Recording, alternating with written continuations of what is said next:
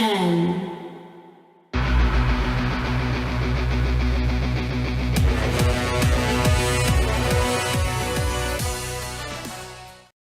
Bonsoir à tous, c'est Sully Perfecten, j'espère que vous allez bien. Une vidéo donc qui était prévue mais qui est arrivée un petit peu tard, j'en suis désolé, j'avais énormément de choses à faire et notamment le programme dantesque que nous proposait cette semaine la WWE avec tout ce qu'il y avait à voir.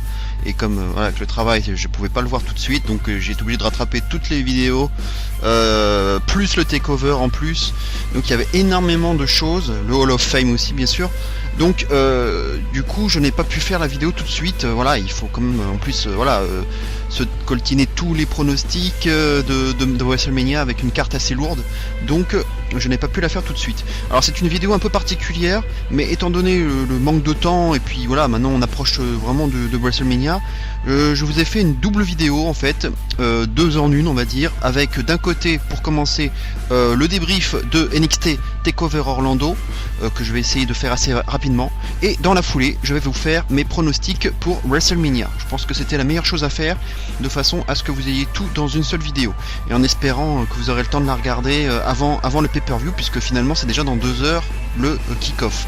Alors sans plus attendre, on va commencer par le débrief de NXT TakeOver Orlando qui vient d'avoir lieu cette nuit.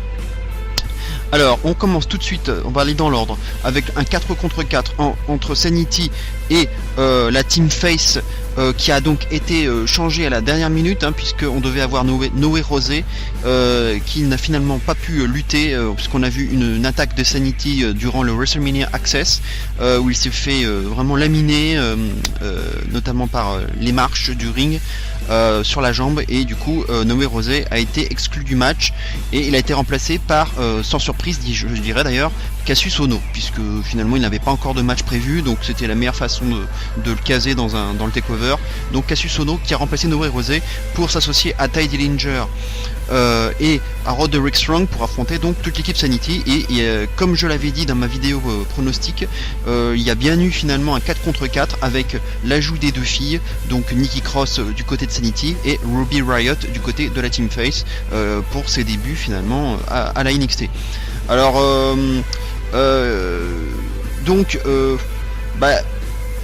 forcément, donc comme je vous disais, le nom de Cassius Ohno, pour moi c'était logique qu'il arrive dans ce match. C'était le seul nom pour moi qui devait pour remplacer Noé Rosé, c'était le meilleur choix. Donc voilà, j'ai pas eu plus de surprise que ça. Sinon, le match en lui-même, c'était plutôt sympa. Il a bien rempli son rôle d'opener. Il y a eu vraiment de l'action, vraiment sans arrêt, avec de bons moments. On a vu les filles entre elles qui se sont un peu écharpées. Alors par contre je trouve que c'était pas vraiment du catch, elles se sont plus roulées que disputées comme de chiffonnières, plutôt que d'avoir des vraies prises de catch. Ça c'est un peu dommage, alors que les deux font des vraies lutteuses et elles ont vraiment beaucoup mieux que ça à proposer. En dehors de ça, voilà, donc on a eu d'autres bons moments comme le hot tag de Roderick Strong, qui a fait vraiment un super passage, et celui aussi de Ty, bien entendu, toujours bien soutenu par le public, et on attendait vraiment avec impatience son duel avec Eric Young, qui était un peu le match dans le match, donc ça c'était plutôt pas mal. En ce qui concerne le résultat, au final je vous l'avais dit, j'avais donné la victoire de Sanity. Donc je ne suis pas surpris. Je trouvais que ça aurait été un peu dommage de casser un peu la dynamique de Sanity en tant qu'équipe dominante et invaincue, et ça aurait été dommage qu'ils se fassent battre par une équipe composée de toutes pièces, montée de toutes pièces, et encore plus depuis que Cassius Ohno est arrivé à la dernière minute. Donc ça aurait été quand même un peu bizarre qu'il se fasse battre par une équipe complètement renouvelée à la dernière minute en plus, et en dehors, j'avais eu un doute avec éventuellement la montée dans le main roster de Ty Dillinger, ce qui aurait pu éventuellement provoquer une victoire de l'équipe Face, mais au vu de la fin, on n'a pas vu Ty Dillinger acclamer avec un seul dans le ring, ou voilà, un signal qui nous montrerait qu'il allait partir. Donc voilà, tout allait dans le sens d'une victoire de Sanity, et c'est bien ce qui s'est passé.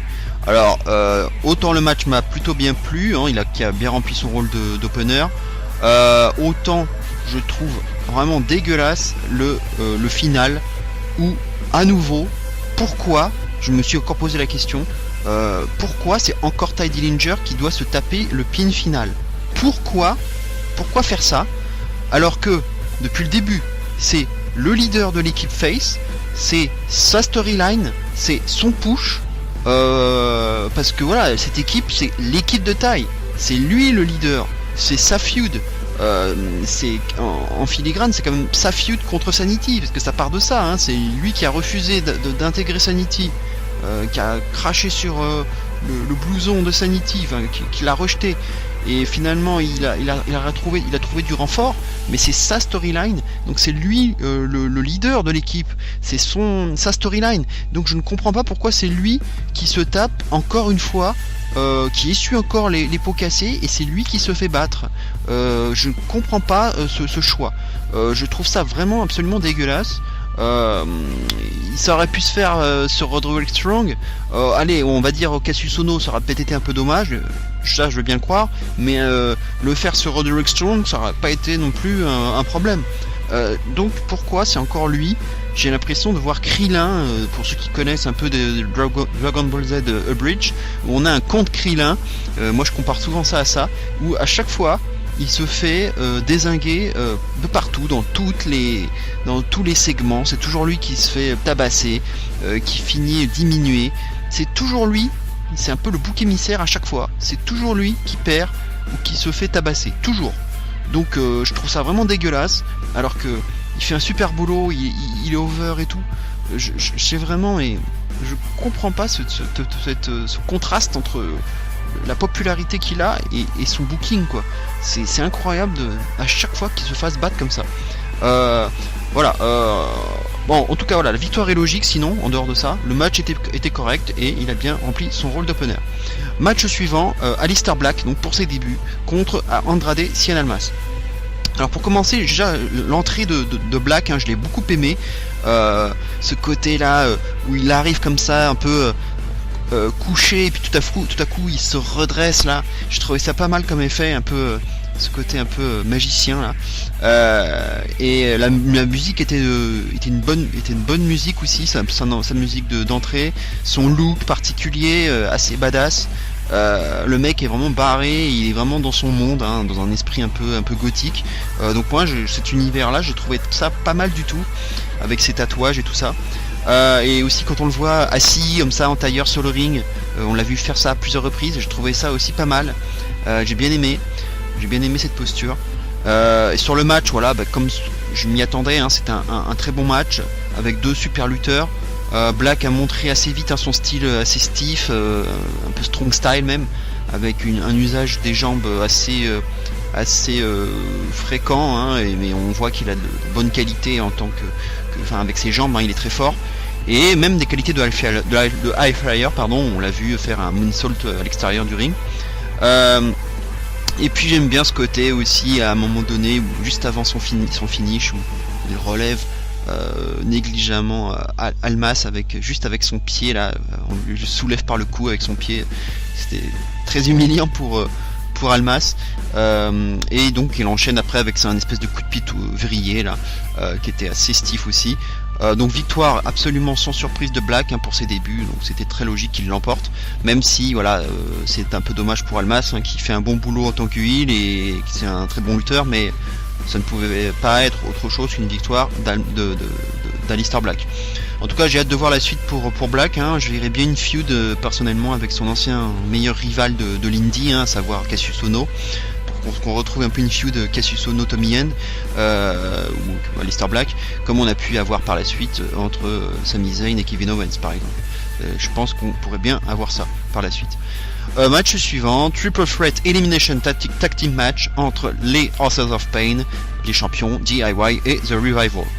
Alors que dire de ce match? Un match exceptionnel, en deux parties on va dire, hein, le partie à 3 et la partie finale à 2 équipes, mais on va dire c'est surtout la première partie que je retiendrai. Un match exceptionnel, vraiment digne d'un takeover, avec du rythme, des manœuvres en veux-tu en voilà, du rythme, du suspense. C'était exceptionnel, ce rythme, cette cadence, ces near falls, ses manœuvres, tout ça, c'était vraiment superbe. Et ça a mis beaucoup de temps la première élimination à se faire, hein, rien que la première, ça aura mis du temps. Et on avait déjà un match 4 étoiles avant même la première élimination, donc c'est dire déjà le niveau. Donc on pouvait se dire, oh là là, la première élimination n'est même pas encore intervenue, qu'on a déjà un match au minimum 4 étoiles. Donc ça promettait pour la suite. Et on a vraiment eu un très bon match. Moi, ce que j'ai surtout aimé, c'est le meilleur moment du match pour moi, c'est l'alliance qu'on a vue à plusieurs reprises. Une alliance un peu étonnante entre DIY et le Revival, avec notamment Razor des House of Pain qui se fait écraser sur la table à l'extérieur du ring à l'aide de DIY, enfin à l'aide de Revival, qui ensuite se fait power bomber par DIY sur la table. Donc un travail à deux équipes. Et on a vu aussi les DIY et les Revival se partager chacune leur prise de finition. Donc ça, c'était aussi un très très bon moment et une bonne idée d'avoir fait ça. Alors après, au final, moi je pensais plutôt à voir les Revival perdre en premier afin de conserver une logique finale entre Face et Heel. Mais en fait, finalement, le fait d'avoir eu cette alliance avec le Revival, entre DIY et Revival, ça a permis en quelque sorte de, entre guillemets, faciser les Revival. Et du coup, le fait que DIY se fasse éliminer en premier était moins gênant, je trouve.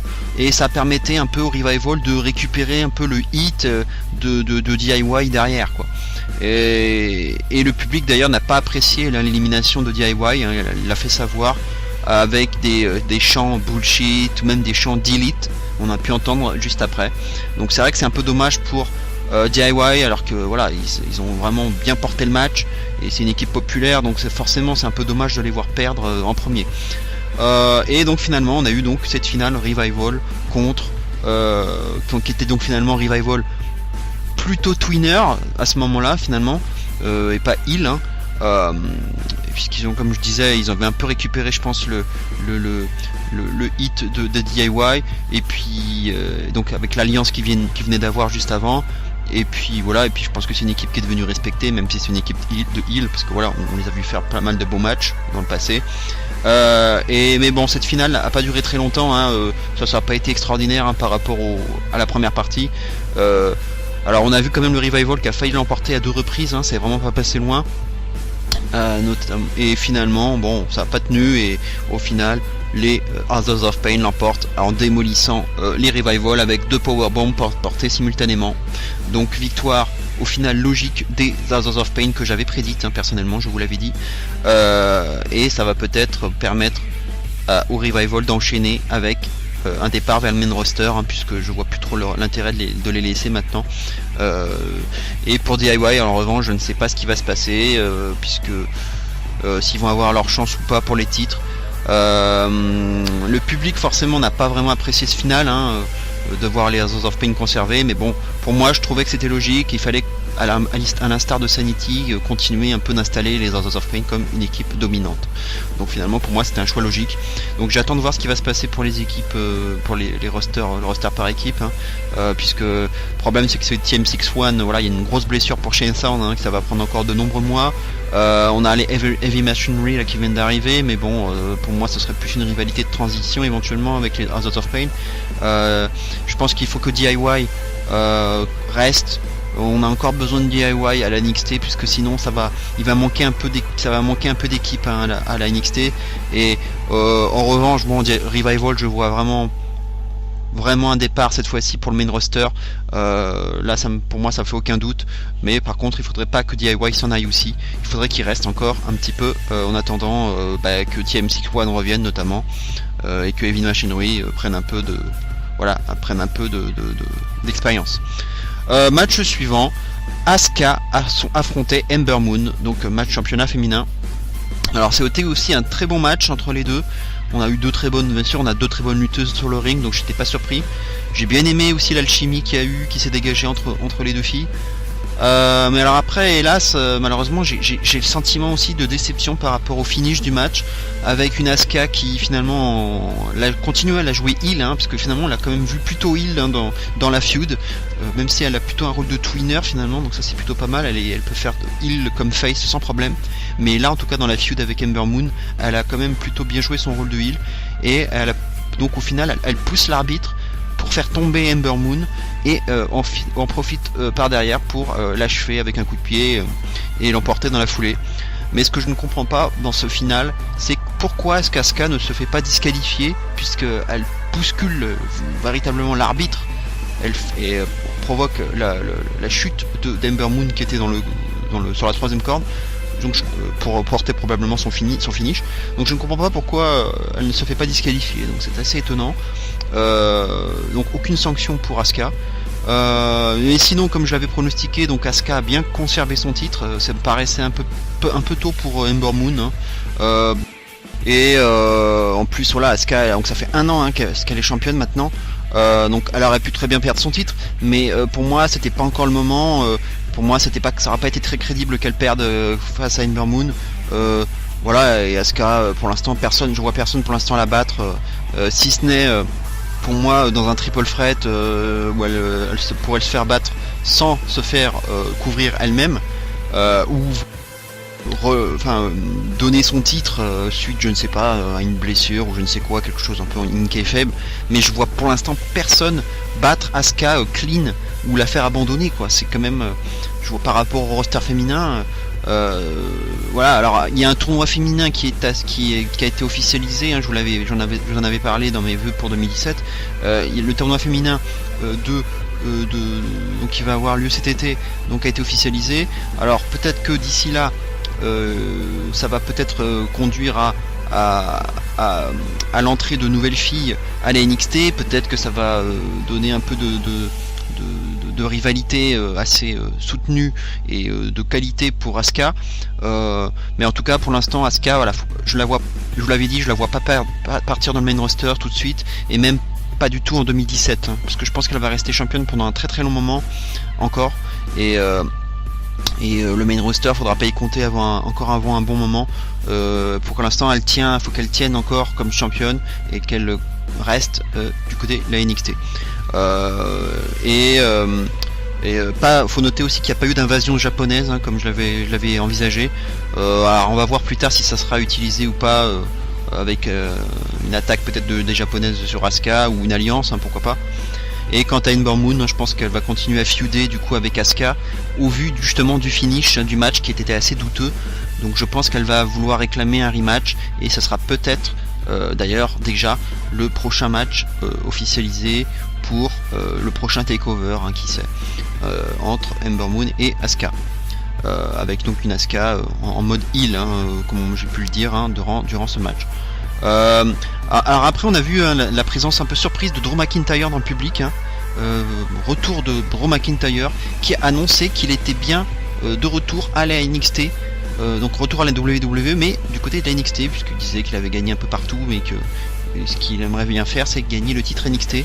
Donc à mon avis il va être amené dans le futur à feuder avec Bobby Roode, donc c'est une bonne nouvelle qu'il soit de retour. Moi je suis content, et ça va peut-être permettre un peu de retrouver un peu un Drew McIntyre avec une meilleure exposition que celle qu'il avait laissée en quittant la WWE. Je ne parle plus des Frameby, mais en tout cas je suis très content de revoir Drew McIntyre. J'ai hâte de voir ce que ça va donner. Et enfin, justement, j'ai un peu spoilé le résultat, mais de toute façon je pense que vous le saviez déjà. Donc Nakamura contre Bobby Roode pour le titre de la NXT.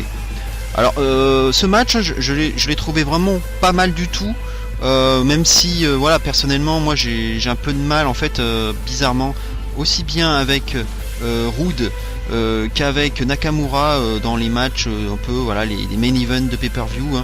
C'est bizarre parce qu'on a de bons lutteurs, il n'y a pas de problème là-dessus, mais j'ai toujours l'impression qu'avec eux je vois des bons matchs, mais sans plus quoi. J'arrive pas à accrocher véritablement, quels que soient les adversaires, même Nakamura, Samoa Joe, j'ai du mal à accrocher, et Bobby Roode, Nakamura, leur premier match, j'ai pas non plus été hyper hypé par ce match. j'ai pas trouvé ça extraordinaire. Donc par contre j'ai trouvé que c'était meilleur. C'était meilleur comme match que le premier. J'ai trouvé que Bobby Roode avait fait son meilleur match même depuis qu'il était là. Il y a eu du suspense, il y a eu beaucoup d'intensité, il y a eu des near falls notamment sur les finishers des uns et des autres. Mais il y a eu un peu une redite un peu du premier match où on a vu encore Bobby Roode s'attaquer au genou de Nakamura, donc c'était pas très original. Mais voilà, on a quand même vu des Glorious DDT portés un peu de façon surprenante, un peu inattendue. Ça c'était pas mal. Et d'ailleurs c'est comme ça que ce match est terminé, donc avec finalement une sorte de Tornado DDT qui s'est transformé en Glorious DDT, et la victoire finale donc de Bobby Roode qui correspondait à ce que j'avais prédit aussi. Victoire qui me paraissait logique.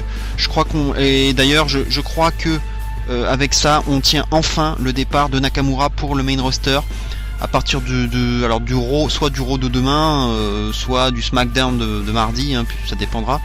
Mais on a vu une vidéo publiée par la WWE qui a montré une ovation du public envers Nakamura juste après le match, qui ne laissait, je pense, guère place au doute. Donc Nakamura a d'ailleurs aussi même révélé dans une interview qu'il avait une préférence pour rejoindre SmackDown, car voilà, il disait qu'il y avait Styles, il y avait Cena, il y avait Orton, ce qui pouvait lui permettre de faire de gros matchs. Donc peut-être que du coup il irait du côté de SmackDown, mais bon, on verra bien. Mais pour moi c'est un peu comme Revival, je les vois vraiment, je vois Nakamura et les Revival monter directement dans le main roster à partir de la semaine qui arrive. Pour voilà, au global, hein, un très bon takeover, je l'ai trouvé un peu meilleur que les précédents. On a vu que des bons matchs, hein, j'ai trouvé aucun match dégueulasse. Le bémol, c'est un peu les différents finishes. Il y a eu quand même pas mal de finishes que j'ai trouvé dommageables. Avec Tai qui se fait battre lui-même, qui se fait piner, ça je trouvais ça un peu dégueulasse.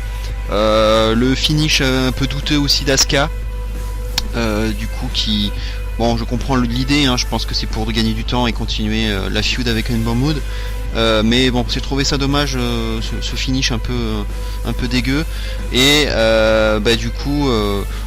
ce qu'ils ont fait aussi avec les DIY qui se font éliminer en premier, alors que voilà, leur popularité, leur qualité in ring, c'est vraiment dommage qu'ils se fassent éliminer en premier.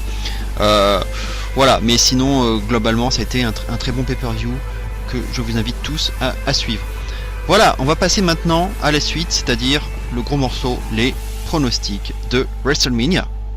Donc on va parler d'abord du kick-off avec l'André the Giant Memorial Battle Royale, hein, donc une Battle Royale avec tous les catcheurs, on va dire, qui n'ont pas de match prévu, hein, donc énormément de tag team malheureusement, puisque le match il n'y aura pas de match de championnat pour les tag teams de SmackDown. Donc toutes les équipes de SmackDown sont là, et quelques équipes de Raw, et on va dire en gros nom, un grand nom, on a Big Show, Strowman et Sami Zayn en particulier. Et on a eu aussi l'officialisation de la participation de Tian Bing, donc l'une des recrues chinoises de la NXT, qui aura également son ticket, hein. C'est un peu la tradition, hein, de voir un lutteur de la NXT arriver. On l'avait déjà vu avec Hideo Itami et avec Baron Corbin, qui l'a d'ailleurs emporté l'année dernière. Donc je ne pense pas du coup qu'il y aura Tye Dillinger ou une autre surprise, surtout que en plus, j'ai oublié de vous le dire, il y a aussi Killian Dane de Sanity qui a été aussi annoncé. Donc on a déjà à coup sûr deux lutteurs NXT, donc Tian Bing et Killian Dane, donc je pense qu'il n'y aura pas d'autres lutteurs NXT, mais en revanche ça ouvre beaucoup de possibilités, puisqu'on nous annonce 30 catcheurs à coup sûr, plus les deux dont je viens de vous parler, donc il n'est pas impossible qu'il y en ait encore d'autres, peut-être éventuellement un 33e, histoire de faire un peu écho à un clin d'œil à WrestleMania 33, hein, pour avoir 33 participants, ce qui ferait qu'il n'en resterait plus qu'un. Donc là tout reste ouvert. On peut avoir un Shelton Benjamin qui a été annoncé comme de retour, en tout cas avec avoir eu le feu vert des médecins. Donc on peut avoir Shelton Benjamin, on peut avoir Eric Rowan, on peut avoir Luke Harper qui n'a rien de prévu aussi. Pourquoi pas Kurt Angle, mais bon, ça j'y crois pas du tout. Enfin voilà, il y a quand même beaucoup de surprises possibles. En ce qui concerne le pronostic, je vais donner, alors beaucoup de gens pensent que Braun Strowman va l'emporter, mais ça me paraît un peu trop évident, un peu trop facile. Et alors qu'il est, je dirais, je vais viser plus, je vais miser plus sur ce que disent un peu les cotes, c'est-à-dire la victoire de Sami Zayn, qui est pour l'instant donné favori devant Braun Strowman. Donc je vais donner la victoire de Sami Zayn. Ça lui ferait du bien un peu de lui donner un peu une victoire un peu marquante, puisque c'est vrai que là il n'a pas un booking très favorable en ce moment. Donc victoire de Sami Zayn. Match suivant donc du pré-show. Neville, le champion Cruiserweight, affronte Austin Aries. Alors là il y a on va dire le Neville est largement favori pour l'instant.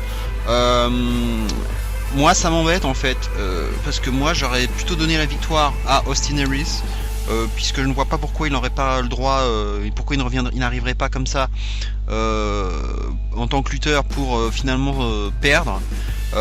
Donc moi je serais plutôt d'avis de donner une victoire d'Aries, bien qu'il ne soit pas favori actuellement. Ça serait un peu ma surprise, en tout cas mon choix différent de la majeure partie des gens, je dirais.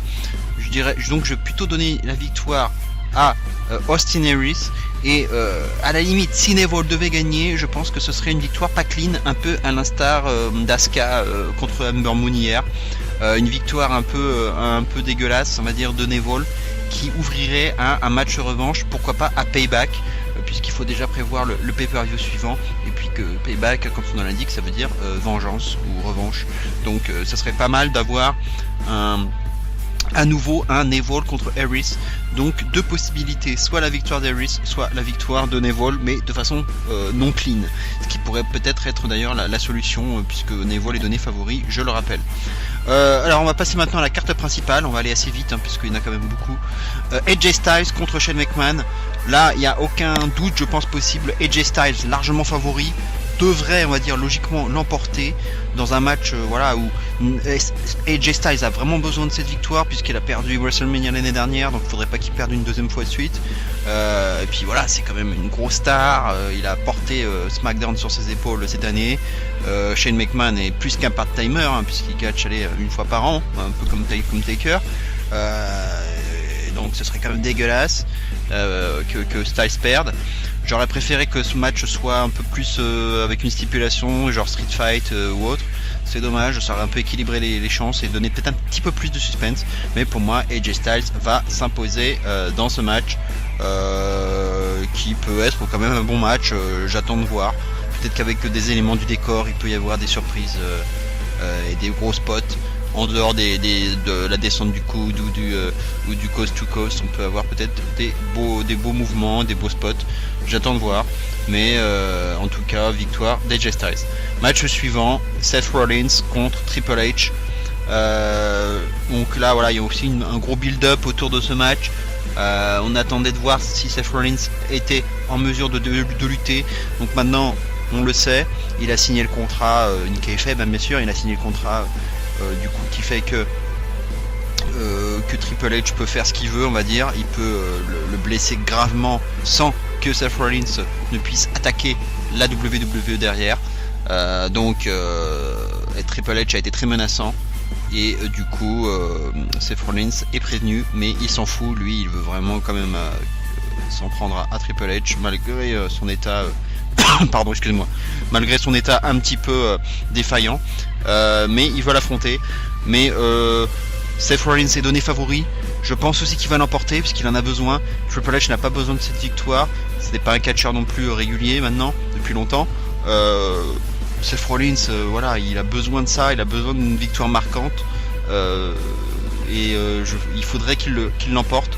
Bien entendu, ce qui pourrait être le plus probable, c'est une intervention de Samoa Joe, le nouveau porte-flingue de Triple H, qu'on a vu à plusieurs reprises et puis qui a provoqué aussi la blessure de Rollins.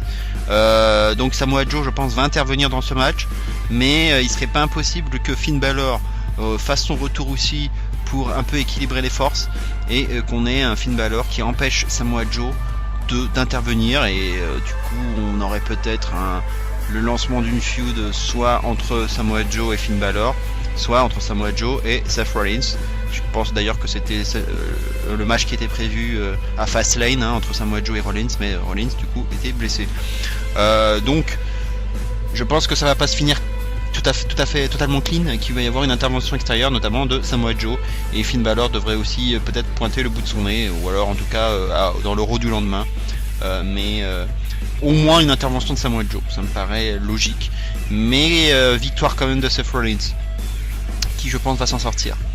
Voilà, match suivant, et je vous rappelle que c'est un non-sanctioned match, donc un match non sanctionné. Alors c'est pas une stipule dont on a l'habitude, mais en gros je pense ça veut dire que c'est un match sans disqualification, ce qui veut dire que du coup une intervention extérieure ne poserait aucun problème, et du coup ne pourrait pas conduire à la fin du match, enfin, en tout cas puisqu'il n'y aura pas de disqualification, donc ça donne encore plus de poids à une possible intervention extérieure. Donc match suivant, un match tag team mixte entre John Cena et Nikki Bella et le Miz et Maryse. Un match avec un beau build-up, une grosse rivalité qui a duré depuis longtemps. Moi j'aime bien la rivalité. J'ai juste trouvé ça dommage que les deux s'affrontent dans un tel match, alors qu'ils méritaient beaucoup mieux que ça. J'aurais préféré que Cena par exemple affronte Taker ou autre chose, mais c'est même voir un autre match contre AJ Styles, mais voilà, un match tag team mixte, c'est dommage pour les deux lutteurs. En ce qui concerne les favoris, bien entendu, John Cena et Nikki Bella sont archi favoris. On annonce bien sûr que Nikki Bella, elle l'a dit qu'elle va s'absenter juste après WrestleMania, puisqu'elle s'est reblessée au cou et ça a même atteint son bras. Donc ça va devenir très grave, et on n'était même pas sûr qu'elle puisse lutter, et finalement elle a fait des tests et elle a dit que même si elle était un peu diminuée, que ça atteignait son bras, elle serait quand même apte à lutter.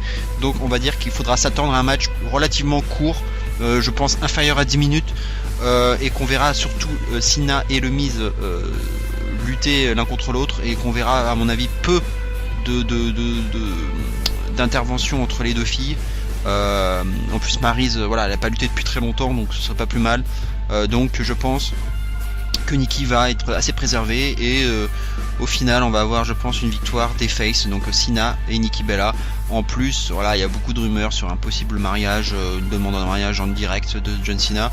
Moi j'y crois, on va dire, pas des masses, tout simplement parce que si le Miz et Maryse se sont beaucoup moqués, notamment dans les parodies de Total Bellas, se sont beaucoup moqués de Cena en disant justement qu'ils ne la demandent jamais en mariage, que depuis le temps qu'ils sont ensemble, et que on va dire que c'est une fausse amour, un amour factice, et du coup ils ont beaucoup joué là-dessus. Donc je me dis, si dans la foulée Cena demande Nikki Bella en mariage, ça serait un peu une sorte ça serait une façon de cautionner un peu ce que dit Maryse et le Miz depuis le début, c'est-à-dire bon c'est vrai, voilà, je l'ai pas demandé en mariage depuis longtemps, enfin ça fait longtemps qu'on me dit que j'ai pas demandé en mariage à Nikki, c'est vrai qu'il serait temps que je le fasse, et le faire juste dans la foulée après une victoire contre justement le Miz et Maryse, je trouverais ça une façon de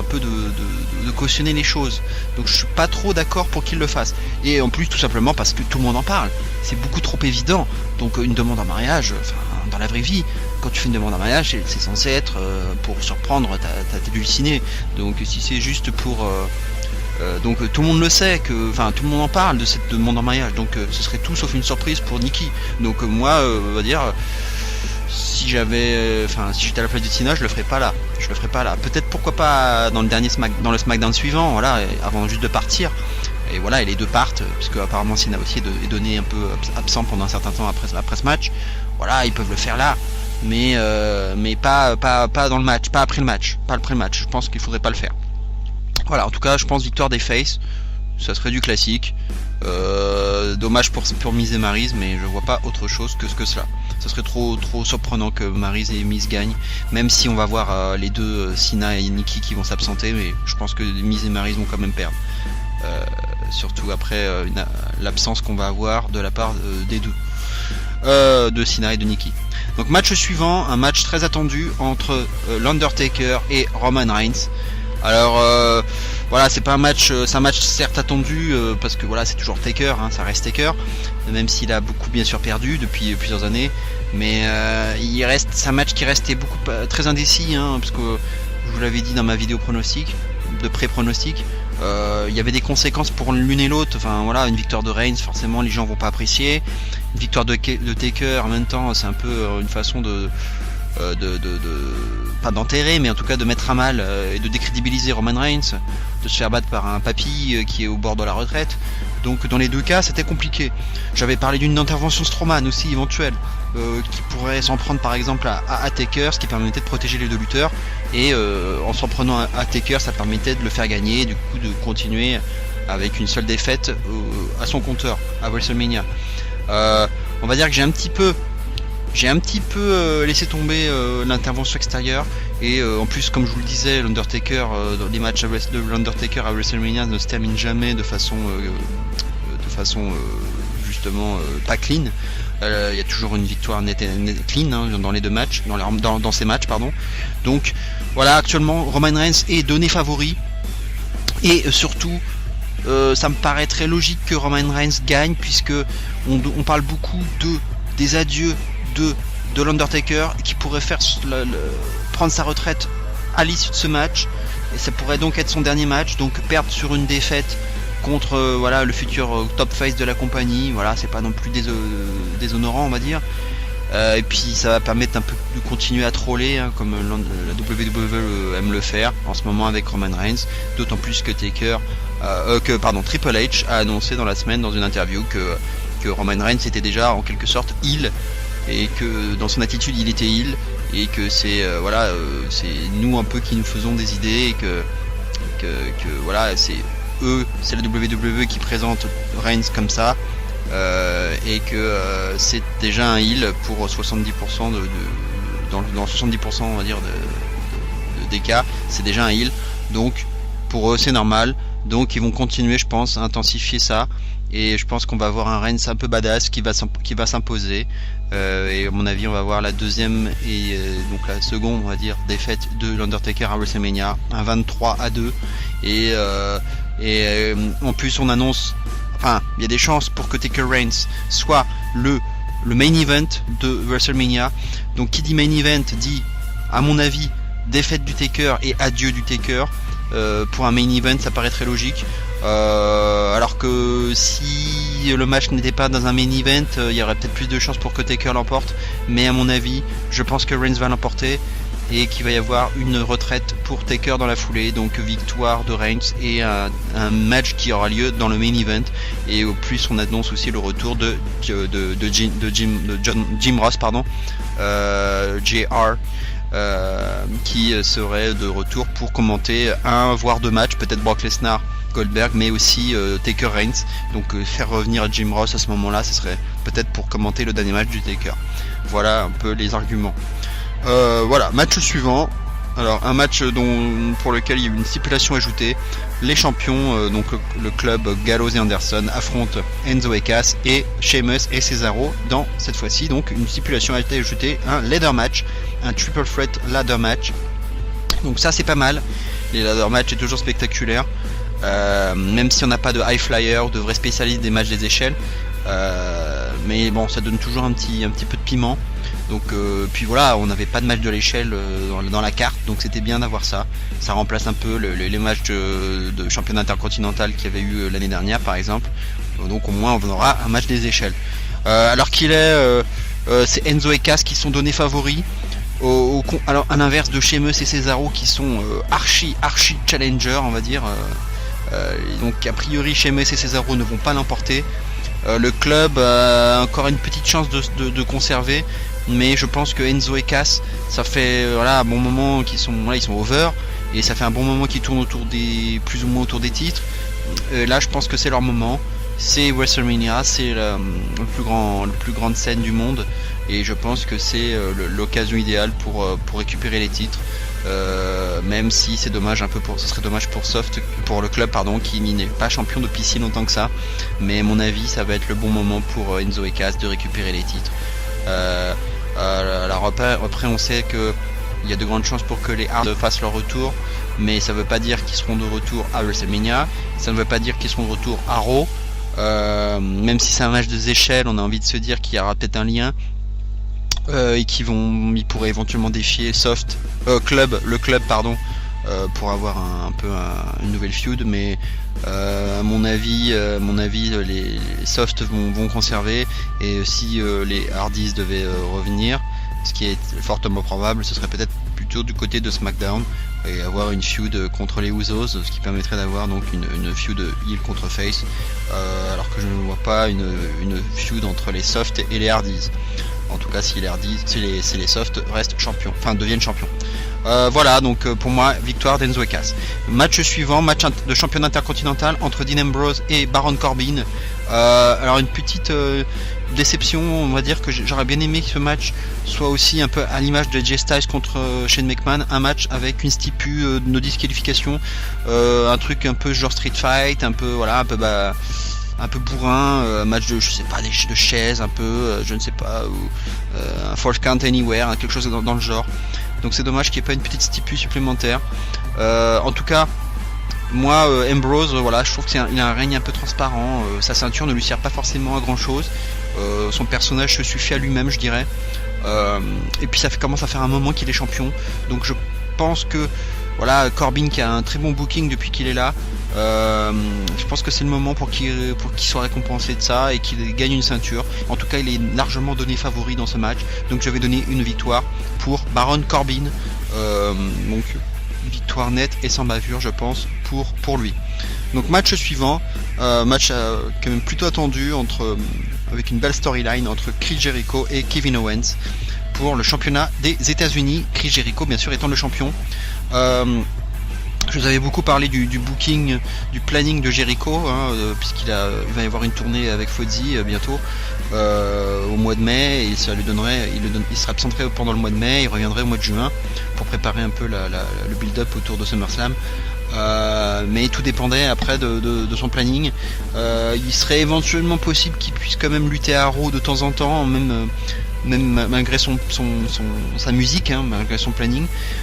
Mais bon, c'est pas sûr, donc je pense qu'il vaut mieux qu'il perde son titre pour qu'on puisse ne pas avoir au moins en tout cas un champion US absent. Donc je pense que Kevin Owens va l'emporter. Il est d'ailleurs donné favori de ce match assez nettement. Victoire de Kevin Owens qui récupérerait donc le titre US qu'il a déjà eu. Il avait battu John Cena déjà. Donc Kevin Owens pourrait donc récupérer le titre US.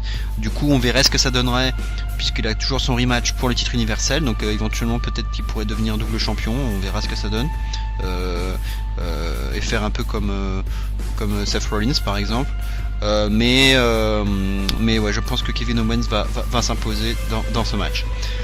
Match suivant, un match avec beaucoup de lutteuses, puisque c'est le titre féminin de SmackDown, avec Alexa Bliss la championne contre Carmella, Becky Lynch, Mickie James, Natalia, et à la dernière minute Naomi s'est ajoutée au match, puisqu'elle est arrivée dans le dernier SmackDown.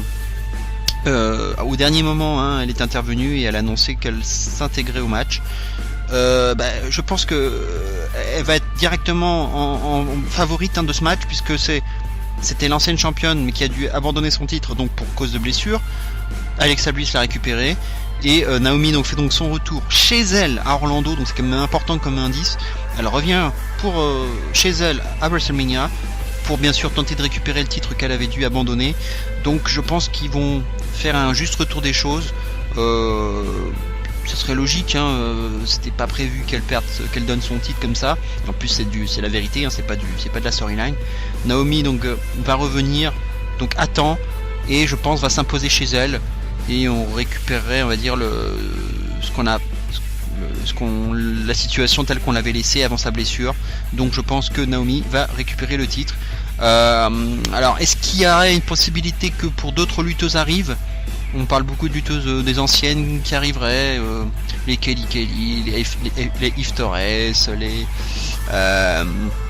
Victoria et compagnie. Enfin, il y a beaucoup de noms qui circulent. On sait qu'Eva Marie elle va dégager, donc elle sera pas là à mon avis. Il y a quasiment aucune chance. J'avais pensé que Nikki et Maryse pourraient peut-être s'y ajouter aussi, ça aurait été intéressant. Mais à mon avis, le fait que Daniel Bryan dise que le match était ouvert à toutes les filles du roster de SmackDown, c'était surtout une façon de laisser la porte ouverte à Naomi au cas où elle reviendrait à temps.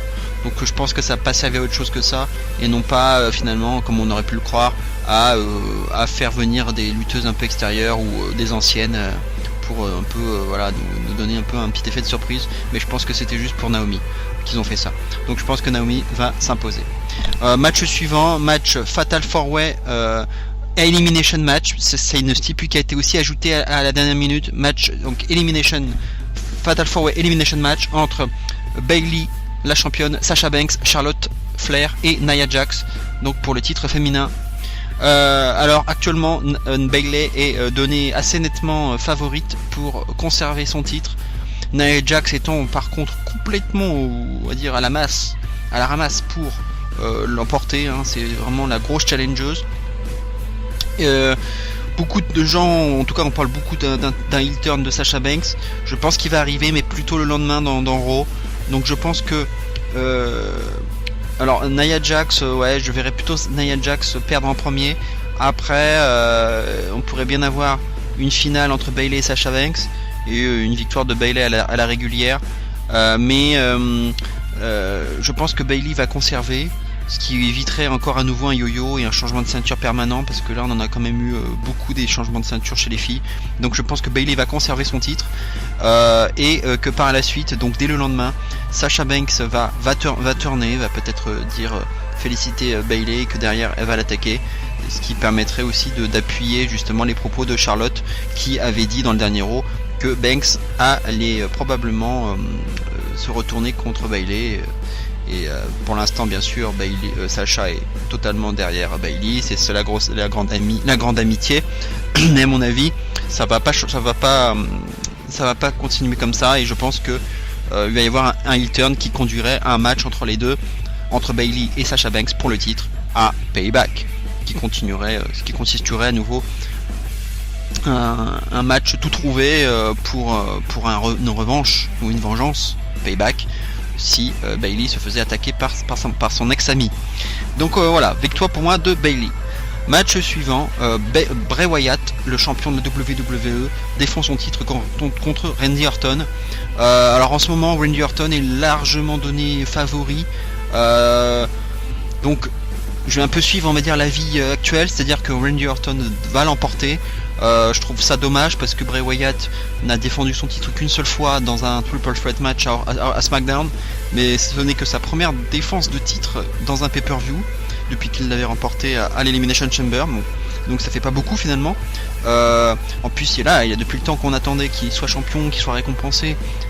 Voilà, ça serait dommage qu'il perde déjà son titre, mais c'est vrai que tout a l'air fait pour que Randy Orton l'emporte. La storyline était superbe. Moi c'était l'une des meilleures depuis longtemps. Elle est construite depuis bien longtemps. Tout ce qu'on a pu voir, donc, la storyline entre les deux, c'était vraiment bien foutu, avec beaucoup de mind games. Et j'espère donc que ces mind games, cet esprit un peu psychologique, sera très présent dans le match. Il le faut absolument, ce côté un peu dark, un peu voilà, vraiment psychologique, soit très présent dans ce match. Et j'espère qu'il va y avoir cette atmosphère dans ce match.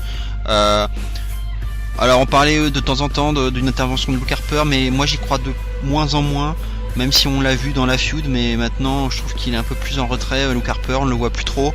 Il a perdu dernièrement, là dans le dernier SmackDown, il a perdu malheureusement assez rapidement contre Bray Wyatt, de façon clean.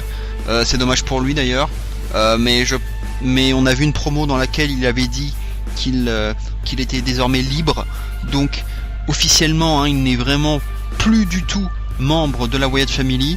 Je pense que le doute n'est plus permis, et en plus on l'a vu avec une nouvelle tenue, il a changé de tenue, donc il se déclare libre. Donc je pense qu'on peut exclure totalement une intervention surprise, on va dire, de Harper en faveur de Bray Wyatt. Donc je ne pense pas que Luke Harper reviendra du côté de Bray Wyatt, donc ça pour moi c'est terminé.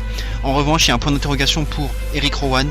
Donc est-ce qu'il va participer à la Battle Royale, ou est-ce qu'il va éventuellement aussi intervenir en faveur de Bray Wyatt, et du coup revenir et s'associer à Bray Wyatt. C'était pas impossible, mais de toute façon je pense que Randy Orton va l'emporter, et pourquoi pas feuder avec AJ Styles, même si on entend parler d'un départ d'AJ Styles du côté de Raw, suite on va dire à l'éviction qu'il avait eu après avoir attaqué Shane McMahon.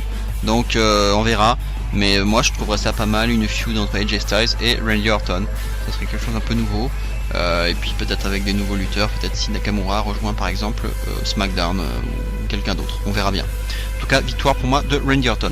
Et on termine avec un match qui est pas très intéressant, on va dire, entre Goldberg, le champion universel, et Brock Lesnar.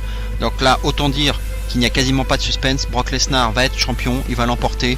Il n'y aura pas de problème là-dessus, je pense.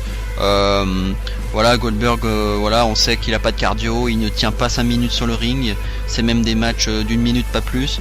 Alors il a beau dire en interview que le match ne durera pas aussi peu de temps et qu'il va être beaucoup plus long, etc.